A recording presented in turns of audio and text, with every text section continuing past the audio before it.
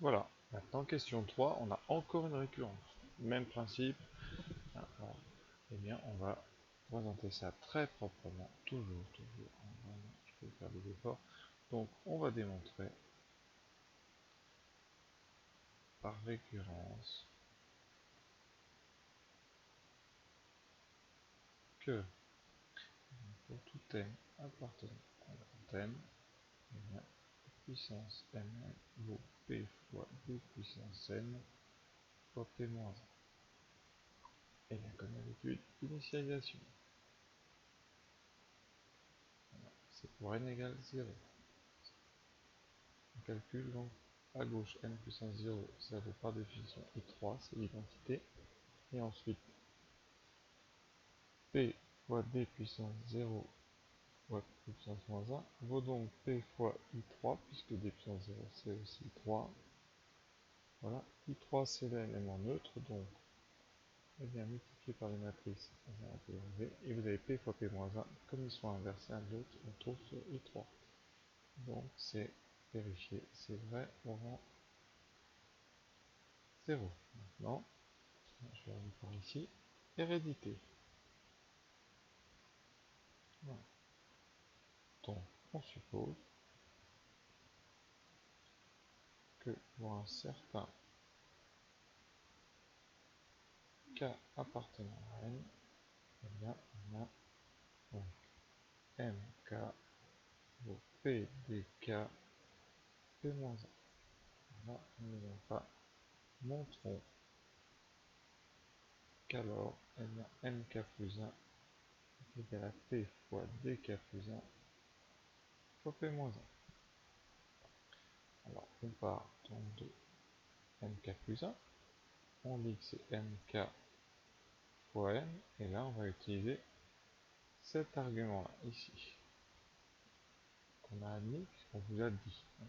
Et on va donc dire que c'est mk fois, eh bien, on remplace n par pd p-1. Voilà. Et ensuite, on va ici utiliser notre hypothèse de récurrence. C'est-à-dire qu'à la place de mk, on remplace p dk p-1 fois p de p-1. Je répète, parce que j'ai une flèche qui n'est pas très claire. Ici, ce n là, c'est lui que je remplace par ce qu'il y a dans le texte. Vous voyez. Et ensuite, le m puissance k, c'est mon hypothèse de récurrence. Là, vous avez tout un gros produit, hein, et on va faire de l'associativité. C'est-à-dire qu'on va d'abord faire p-1p, et celui qui est au milieu, comme c'est des matrices inverses l'une de l'autre, ça fait i3. Donc on obtient p dk 3 dp-1. La matrice identité, vous pouvez la multiplier par tout ce que vous voulez, on peut l'enlever, ça donne p dk fois d fois p-1. On associe encore une fois dk et b, p dk plus 1 fois p-1, et c'est exactement ce qu'on voulait. Donc, hérédité démontrée. Voilà, démontrée. Et surtout, on pense, comme d'habitude, à faire une belle conclusion. On a montré que pour tout n entier naturel, m puissance n est égal à p d puissance n p-1. D'accord? Donc, je vous rappelle, très important, il faut penser à utiliser ce que j'ai entouré là, avec ma flèche qui n'est pas très jolie. Donc, il faut vraiment penser à entourer ça et à le mettre au bon endroit. Le bon endroit, j'insiste, c'est ça. C'est avec ça. Et à la place, vous voyez, j'ai mis ceci. Et simultanément, juste après, eh bien, vous substituez, vous utilisez l'hypothèse de récurrence ici. Je vais remplacer mk ici par pdk-p-1. Voilà. Et là, après, c'est l'associativité. L'associativité, je vous rappelle juste ce que c'est, parce que j'en ai parlé plusieurs fois. L'associativité, c'est propriété chez les matrices, d'ailleurs chez aussi chez les matrices. Quand vous avez A fois B fois C, eh bien, vous pouvez faire d'abord soit A fois B et ensuite multiplier par C. Vous pouvez aussi faire soit A fois C, faire d'abord BC, pardon, et vous multiplier par A ensuite. En regardant l'ordre par contre, A reste à gauche, et voilà. Ça s'appelle l'associativité, et ça sert justement, et ici notamment, à associer DK et D. Et ça sert à associer très souvent P, moins 1 et P, pour fabriquer l'identité. Voilà, donc alors c'est une récurrence aussi qui est très classique, on la trouve très souvent hein, dans plein d'exercices. Voilà. Ensuite on admet la forme de la matrice D. La matrice D est une matrice diagonale ici. Donc ça pourrait être demandé, ils ont choisi de ne pas le demander, mais c'est une petite récurrence aussi. D puissance n, et bien vous avez peut-être là, en regardant ce texte, une petite erreur de texte, parce que je doute que la matrice ici, il y a dn puisse faire apparaître un 1, donc là il va manquer peut-être ici un 1. On va vérifier tout de suite ça à la calculatrice. Voilà, donc il y a une erreur de texte, alors je vous prouve quand même tout de suite, alors je vais vous montrer, j'ai rentré toutes les matrices, donc P, alors j'ai pas mis le 1 sixième, je rajouterai après, j'ai rentré ensuite, vous voyez, je vais vous montrer ça quand même, pas de triche, voilà, j'ai rentré ici la matrice P sans le coefficient sixième, ensuite j'ai rentré en deuxième la matrice D, avec un moins à la place du 0,5. Si je mets 0,5, ça ne marche pas. Je vais commencer par mettre un 0,5 ici, vous allez voir. Donc ça c'est D. Et ensuite je vais rentrer P. Voilà, vous voyez bien. Et bien quand je fais matrice A fois B fois C, alors par contre il faut que je mette en devant le 1 sixième pour bien que. Ah, donc 1 sixième, je mets des parenthèses, 1 divisé par 6, voilà. Et je devrais tomber sur la matrice de départ. Alors, je vais vous l'afficher quand même. Voilà, donc je la mise en bas ici, hein. J'appuie sur exécute, et vous voyez qu'on ne trouve pas du tout la bonne. Donc il y a un problème, et le problème, je vous le dis, c'est ce petit coefficient. Pour changer ça, on va dans menu matrice, je vais changer, et vous allez voir, je vais mettre ici un moins 1,5. Voilà, et quand je sors ici, je refais mon produit, je tombe sur 0, 1, 0, 0,25, un quart, un demi, un quart, 0, 1, 0, c'est exactement ça, donc petite erreur de texte, donc je l'indiquerai au départ, mais pour l'instant, voilà. Ça ne changeait pas pour les élèves, puisqu'on s'en sert pas, mais quand même, c'est important. Ici, donc dans le texte, vous mettez un moins. Voilà.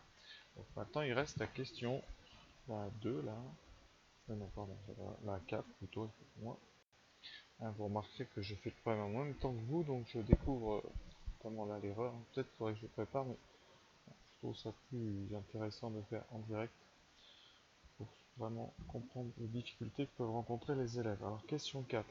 Vous avez un produit matriciel avec une puissance, donc d puissance n et p-1, aucune difficulté, vous avez dn et vous avez p-1, donc ça c'est vraiment basique. Donc on va réécrire de matrice, c'est plutôt ça qui est long, et on va faire le produit tout de suite. Voilà, j'ai réécrit, donc on fait comme d'habitude, on bascule la première colonne, et on fait donc première ligne fois la première colonne basculée, vous obtenez moins 1 demi puissance 1. Il y a beaucoup de 0, donc ça devrait aller vite. Alors, vous faites matrice 3, 3 fois 3, 3, on va trouver une matrice 3, 3. Donc il faut de la place. Ensuite, on fait donc la deuxième ligne avec ça. Donc comme il y a que des 0, ça fait 0. La troisième ligne, vous avez un 1 ici, un 1 là, donc 1 plus 1, 1. Maintenant, on oublie ça et on bascule la deuxième colonne. Donc c'est moins 2, 0 et 4. Et on fait pareil. Multiplié par ça, vous avez en moins 2 fois moins 1 demi puissance n, 0, 0. Deuxième ligne, il n'y aura que des 0, c'est sûr. Et après vous aurez ici un 4.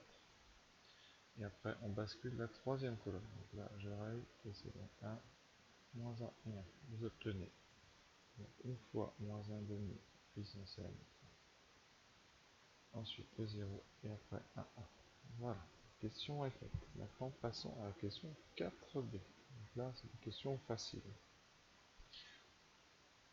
Alors, on nous parle de Rn. Donc Rn, on a déjà vu, c'est R0 fois m puissance n. Et m puissance n, on a démontré que c'était p fois d puissance n fois p moins 1. Et nous, on vient de calculer ceci. Et là, on nous donne R0 fois p. Donc, on a presque fini. Ça veut dire que Rn, ça sera donc le produit de R0p, c'est-à-dire 1 tiers moins 1 demi et 1 sixième, ce qui est donné, multiplié par la matrice qu'on a juste au-dessus. Donc, il ne reste plus qu'à faire ce produit. Alors, Je vais faire tout à gauche, parce que ça me prendra comme ça, j'ai un peu de place. Donc, on bascule toutes les colonnes. Donc ça veut dire qu'ici, par votre premier coefficient, vous aurez 1 tiers multiplié par moins 1 demi puissance n, le 0 multiplié par moins 1 demi, et le 1 sixième par 1, vous avez plus 1 sixième. Bon. Deuxième coefficient. On bascule la deuxième colonne, donc vous aurez moins 2 fois 1 tiers, donc vous aurez moins 2 tiers fois moins 1 demi puissance n, et ensuite vous avez un basculement du 4 qui va être multiplié par 1 sixième, donc plus 4 sur 6, c'est-à-dire plus 2 sur 3. Et vous avez après, donc le basculement, plus 1 tiers fois moins 1 demi puissance n, et le basculement, plus 1 sixième point, plus 1 sixième. Voilà. Passons maintenant donc à la question 4, à la question 5. Donc là vous avez les coefficients de Rn. Je vous rappelle que les coefficients de Rn, c'est les valeurs de P de Xn. Donc ça veut dire que P de Xn égale 0, c'est 1 tiers fois moins 1 demi puissance n, plus 1 sixième. Donc on va prendre la limite de ça. De même, vous avez P de Xn égale 1, qui vaut moins 2 tiers fois moins 1 demi puissance n, plus 2 tiers. Et la troisième, c'est le troisième coefficient. P de Xn égale 2, 1 tiers fois moins 1 demi puissance n, plus 1 sixième. Et on va maintenant chercher la limite. À chaque fois, vous avez en tête d'expression une suite géométrique de réseau moins 1 demi. Or, moins 1 demi est entre donc, moins 1 et plus 1. C'est-à-dire que sa valeur absolue est plus petite strictement que 1. Donc, la limite pour n tend vers plus l'infini de la partie moins 1 demi puissance n vaut 0. D'accord. Et par addition et somme, pardon, par produit et somme de limites, eh bien, on obtient tout simplement eh bien, P de Xn égale 0 qui a pour limite, dans la plus l'infini, et bien donc la partie ici tend vers 0, il reste 1 sixième. Limite de n plus infini quand n dans la plus de P de Xn égale 1, ça vaut 2 tiers, la partie géométrique tend vers 0. La limite quand n dans la plus l'infini de Pn de Xn égale donc 2, ça fait 1 sixième. La somme des 3 fait bien 1 sixième, plus 4 sixièmes, plus 1 sixième, ça fait bien 1, donc jusque là. Donc voilà, il nous reste juste à interpréter avec les phrases du texte ces résultats. Voilà, donc la probabilité d'avoir une blanche dans 8 tend vers 2 tiers, celle d'avoir 0 blanche dans 8 tend vers 1 sixième, et 2 blanches dans 8 tend vers 1 sixième. Voilà, je vous remercie de m'avoir écouté jusqu'au bout, et surtout pour tous ceux qui ont eu du mal avec ce sujet, ne vous inquiétez pas, c'est un sujet qui a été très difficile, donc voilà. C'est normal d'avoir eu quelques difficultés, notamment avec la traduction de ce texte. J'espère que les petits schémas que j'ai fait vous ont permis de comprendre. Voilà. Et je vous invite à regarder d'autres sujets pour progresser encore et encore. Et à très bientôt.